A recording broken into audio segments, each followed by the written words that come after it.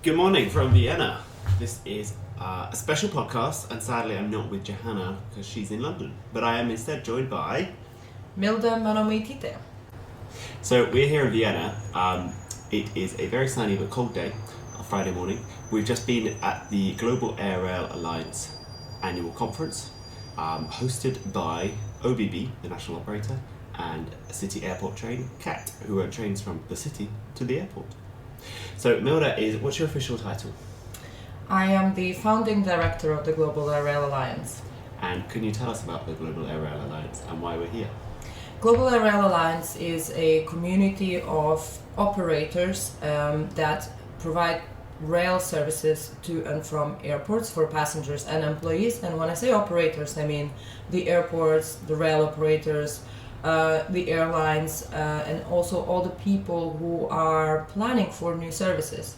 So this is a very global community. We have our members come from Australia, South Africa, Russia, Canada, United States, Europe. So we have a very international audience that have very similar challenges in providing rail access to airports, and they have some specific challenges that are only appearing in their countries, but that provides a very good platform for these operators to discuss and share the lessons learned, how the mobility as a service are affecting the rail service to airports, how international passengers can have a better experience. So this is a really good, close community that have very interesting discussions when they meet. So, what was the main chat this week? So this week we focused a lot on luggage. One of the reasons is because Vienna City Airport Train is the only operator in Europe that provides a fully integrated in-town check-in, meaning that passengers can drop off their luggage at the in-town city center train station. So they can check in with their airline, drop the luggage then travels on the train to the airport, and the passengers then just can stay in town and experience the city, explore the shops, and then just catch the later train to their flight. So thank you for that advert. Other operators are available. Yeah, so this is the concept of in-town check-in, and there are other operators that provide the service, like in Hong Kong and Malaysia, Bangkok. This service, for some reason, doesn't really take off in Europe that well, but the operators were discussing how the mobility as a service, autonomous vehicles, Uber, so the internet transportation companies might influence and change that. What are the passenger behaviors when it comes to luggage? Do they feel comfortable giving their luggage to someone else a day in advance, or how can operators provide a better service by allowing passengers to not drag luggage with them? Right. And do you feel comfortable giving your bag up? Well, one of the things that was discussed in passenger behavior is when is the last moment where you lock your luggage and you go, yes, I am now fully packed. So I start packing maybe a day in advance, but then you have to put your toothbrush and toothpaste, and then I forgot this and I forgot that. So a behavior is that people probably fully pack their luggage right before they leave. So yes. That is a challenge. I mean, I'm looking at my suitcase here, which is yet to be closed, so yeah. Yeah, so that would require a change of behavior, which could be a challenge. Also, with the low-cost airlines, they really don't want to deal with your luggage, the low-cost airlines. The idea is that you always have it with yourself and you look after yourself, because there's some implications and insurance things that if something happens, who's responsible. So it's an interesting discussion. We have not found the answer yet. Right. So from sort of a passenger interface, you've got trying to trust them to give you your bags. What are so most people, when they book a flight, I assume, you book a flight, you go, I just battled with an airline's website for about 25 minutes. I booked the flight, tick, I banked that. I'll figure out transport later. So how are these given that they're quite niche railways, in your local city, maybe you get an Uber, maybe you do take the train, but how are these operators getting you to know that they have a service that exists when you're all the other side of the world on your laptop? Yeah, so this was another lengthy discussion about reaching the customer at home. So the airport express rail operators, they have it was highlighted that two key things need to happen to get the passenger: reach them at home, or make the obvious choice when you're at the airport. So reaching at home, especially for international traveler, there are examples when operators work with airlines. So the ground transport booking becomes part of the airline booking process, but we all know if you book your flight and then you have 15 pages offering you extra services, we just skip that. And also, you know that they're going to offer you the most expensive things. Yeah. Because that's what they got to deal with. Or that's the perception that the airline is here to make money of you rather than offer you a great customer service. So marketing is very, very important part of this business, and creating the brand, to creating the knowledge about the brand for your domestic passenger and your international passenger is very important. And the way operators do that is either advertising through social media, so that's a big thing. Reaching targeted ads, using search engine advertisement, and then if you search for a flight, an ad would follow you saying, "Oh, by the way, have you booked the rail journey yet?" And then when you do land, because the operators see that passengers really, really do not think about their ground transport until they are already in the baggage hall, and then start looking for signs. So when you're there and there is there's a lot of information about, very simple information. Here's the train, it takes 15 minutes, it costs X amount of money, and you can buy a ticket right now, or just you don't need a ticket, you tap it with your contactless card. This what it works. One of the things that really works for the operators is to have ticket vending machines or ticket sales agents at the baggage check-in, baggage reclaim hall. Yeah. So what is being done to make all those connections between airports and the railway? As in, do these local operators have good relationships with the airports? Is everyone in it for the same reason? It varies from country to country. When the airport is fully on board, pun intended, with the ground transport operators, and especially the rail service operator, you can see that these kind of partnerships and these cities do have a bigger market share of airport passengers that come to the airport by public transport.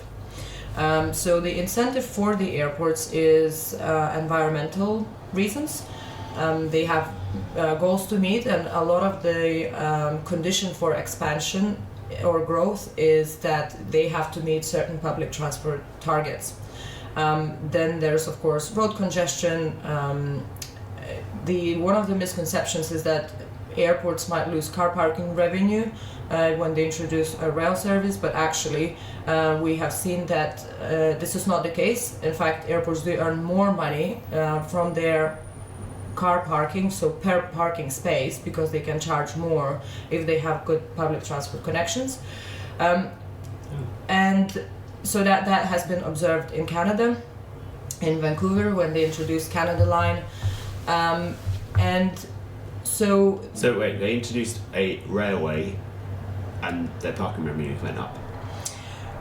So in the case of Vancouver, there was a concern that the railway will affect car parking revenue. So they started monitoring the car parking trends. They have seen the decline in car parking revenues before they even introduced a Canada Line Canada Line train line. It's not an express service, it's a stopping service. But what happened now that it's been operating for more than 10 years, it allowed a lot of land development. So the land value and car parking value around the stations, including the airport stations, has increased. So in all, it allowed for more revenue to come in. Okay. Yeah. Interesting. So I was very interested in the conversations about the environmental benefits of these links. But what is the industry approach or story regarding you are the environmental mode, but you're still taking people to aviation, which we're supposed to be reducing, or there is obviously flight shaming happening. So given that you're sort of facilitating a global industry that pollutes, what is the industry doing to protect or hedge that the flight numbers might drop, or that people might start having negative images of airports? So there are two aspects of that. One is very interesting, that it involves high-speed intercity trains rather than city rail links to airports. And we've seen that in Germany with Deutsche Bahn and Lufthansa, and here in Austria with OBB and Austrian Airlines. It's when the airline works with a high-speed long-distance rail operator to replace ultra-short-haul flights, or short-haul flights as well, because those flights are very expensive to operate for the airline and very super not environmentally friendly. So the airlines partner with railways to sell that leg of a journey as a railway journey. So you can book it through the airline booking engine as you would book a flight, but instead of changing planes, you go from airplane to a railway, and that allows airlines to stop flying between these short-haul destinations. So they see this work for railway journeys to up to 3 hours. On the other hand, where it is a city connection to a railway, what the operators are seeing that the demand for travel grows, and when there is an opportunity for people to choose how they travel, whether they fly or take the rail, everybody still benefits, as in business-wise, commercially, because there's still a lot of people traveling, and having the choice and having different modes for your travel allows for better passenger experience. And hopefully, if there are more train journeys it's a difficult question to answer, because I think the global trend is that traveling is growing. So if we can relieve some of this pressure from air to rail, it will be better. Otherwise, all the growth will happen in air. Right. And just looking at you and past your head is the railjet train. Yes, it is. At the Vienna Hauptbahnhof. So one of those issues is don't take people from the city centre to the airport, just keep the train running to the next city, so you reduce all those flights. Yes. Right. Yes, or if you have to go to the airport and you have to fly because you can't take the train from New York to Sydney, then please at least use an environmentally friendly mode to go from the city to your airport, and don't take the car. Okay. So you mentioned Sydney there. I have been to Sydney, and I did like the AirRail link. I liked just how it was literally a case of just go downstairs and get on the train, which is very nice. So where have you been that you think are standout examples of AirRail links? I'm going to assume focusing on simplicity. Yes, there are. I have not been to Sydney, unfortunately, or Australia. Maybe next year. The next conference. You hear that, Sydney?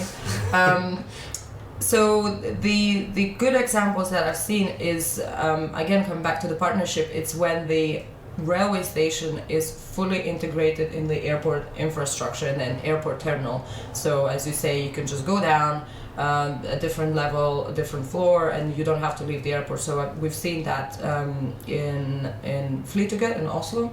Yep, run by Lottie, because I have to name check her. Oh yes, right. I was like, no, it's run by Flytoget. I name checked you, and who else do I have to name check? Chris from Brisbane. Air train. Yeah, so again, never been to Australia, I don't know. Oh, you must go.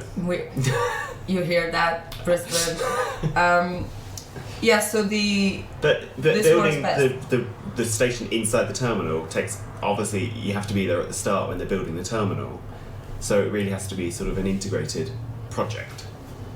And it is not always the case. So when a situation is when you're bringing a rail link to an existing airport, then as you still know, Liam, the solution is to make it as simple as possible to find it. So don't place a tiny little sign that says something that means a lot to a local passenger but means nothing to an international passenger, like you have two arrows pointing, one to railway station and another to metro station. So an international passenger would go, is that not the same thing? So we've seen here in Vienna as well how city airport train is using color to make an intuitive wayfinding, so you almost just don't need signs anymore. That neon green that's theirs, isn't it? Yeah, so can't miss it. You've already established your brand color as neon green. There's no other brand in the airport that uses that color. So all you need to do is just keep at a corner of your eye, just follow the color, and you just don't need wayfinding. Right. So make it as simple and easy. No complicated fares. You rock up, you buy your ticket, or you know how to buy beforehand, and it's easy. It doesn't have 15 different fares that you need to know, and you know where you're going. I know an airport in the UK that has about 15 different fares. No name checking that one, please. No name checking, I don't remember. So just be nice to them. Okay, so sort of finishing up is the end of your conference was the awards last night, for which I was there. Thank you very much for the wine. Can you tell us about the winners and especially why they were the ones that won? So the Global AirRail Awards is a award ceremony. Is it? And did you have too much wine in the box? This morning. And the idea is to not to just only celebrate the best and sort of mark the ones that are doing the best work, but it's also to recognize and showcase and benchmark. So the principal goal is to benchmark the work they're doing, and we have different categories each year, and anybody can submit. You don't have to be a GARA member to submit your award, and each year I see different categories being popular. So one year we had a lot of environmental commitment initiatives. This year is a year for marketing, so you kind of feel the pulse of the year, so what was important for the operators. So clearly the competition is high, and the operators spent a lot of their creative time thinking of good marketing campaigns. So this year the big winner was Stansted Express. They came out with 3 awards. They did look hilarious with their 3 awards. Yeah, they did well, and they so Chris, good job. Chris Ford, very good entry writer. If you need to understand how to write a good awards entry, he did. And the judges were saying the reason why he chose these winners, and you were one of the judges as well. So the awards are being judged by transport professionals, some of the members as well, making sure they're not judging their own entries. And each category has number of judges. The judges don't know who the other judges are, so everything is above board.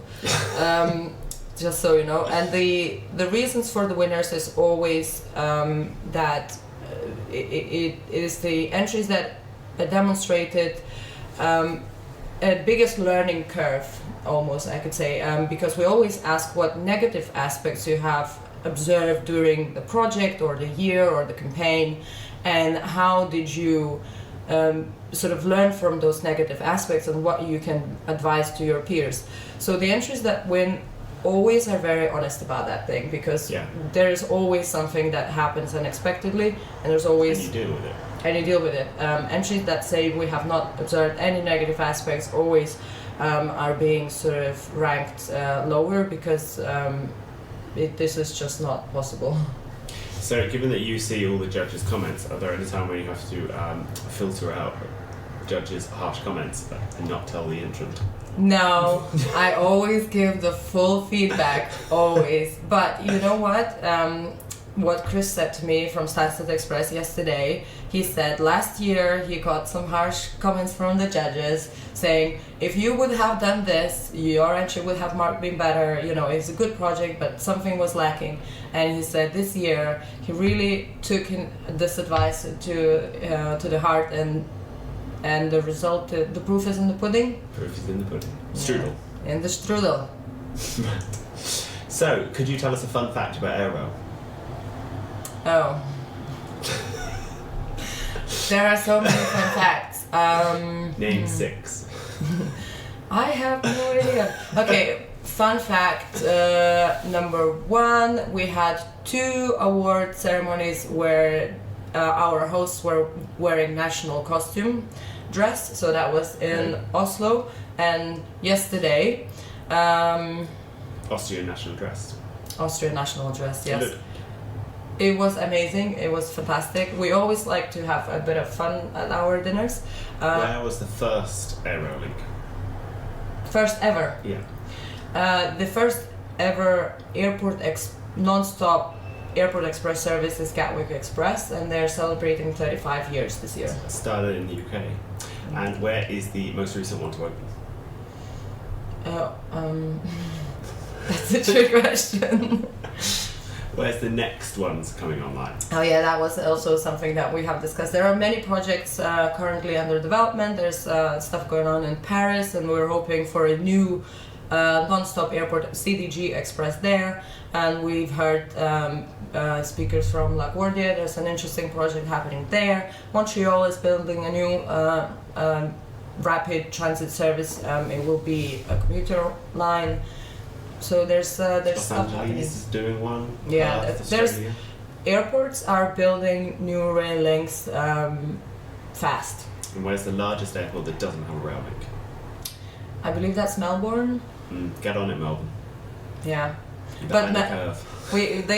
they're in process. They're in process. Yeah. Okay. And one last thing is, we're talking about AirRail links. Does any type of rail transport to an airport count as an AirRail link? Are you agnostic about that? Yeah, the classification is fluid, somewhat. So we, as an alliance, we don't care that much about the type of AirRail link. It matters when it becomes operational and commercial sort of discussions, because the non-stop service, a premium service like Heathrow Express, would have different challenges than a metro line service. Yeah. So, but they will have a lot of similar challenges as well. So we don't really care about the classification. We sort of call the airport express service. Usually it's either non-stop or has very little stops. It is dedicated, it is branded, so it's not part of the bigger network. You have a very clear brand. It is integrated with the airport more or less. So yeah, but it is fluid. Right. Okay. And for future mobility, because we cover that, is what are airports doing and AirRail links to include future mobility? Now, just to jump in, we're desperate to finish this so that we can go and use Lime scooters around Vienna and have fun on those. So, how are Lime scooters going to be integrated? So Can I scoot onto the train? If you can take your luggage on the scooter, I think you can do that. One of the challenges and opportunities for mobility as a service is what we call the last mile journey. So from your home, from your hotel to the station. We understand that changing mode of transport is a penalty, especially for passengers, sort of passenger experience, especially if you have luggage. You will not cycle to a train station if you have a big old bag with you, and this is where the bag service drop-off could come into play.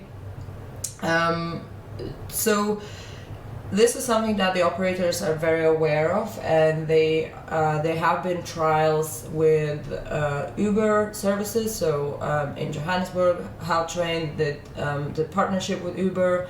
Hong Kong is working with local taxis to provide half-price taxi rides for people that go to Hong Kong airport express line stations. So there is no one fit-for-all answer yet, and this is something that we talk every year. And if there are any mobility as a service providers that have some ideas how it could help the rail operators that connect to airports with their operations and challenges, hit us up. Hit you up. Okay. Hit me up. You heard it here. Hit them up. Brilliant. Well, thank you very much for your time. Thank you. I know you're keen to get out scootering in some strudel. So, I'll see you back in London. See you back in London. Thanks, guys. Bye. Listen again to What Moves Us. Passion.